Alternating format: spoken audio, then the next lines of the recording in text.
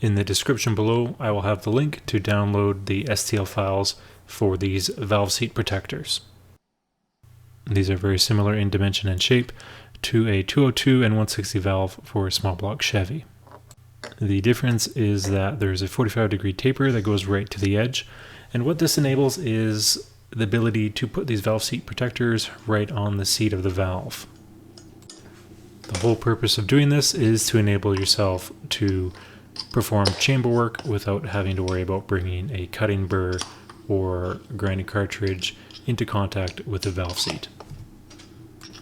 An obvious alternative would be just to use a spare valve, and of course that would work. The advantage of these cheap plastic protectors is that if they get nicked or damaged, they can easily be replaced. Furthermore, because the taper goes all the way to the edge, the protectors don't sit proud, and it's possible to have good access to the area around the valve. Now, I am not a professional head porter, and I am certainly not qualified to give any instruction on how to port the heads. In my case, for this fun work, I'm going to use this very tiny carbide burr and cartridge rolls and a larger burr as well. If you want instruction or information about how to do chamber work, my recommendation would be to check out the professional head porters on YouTube.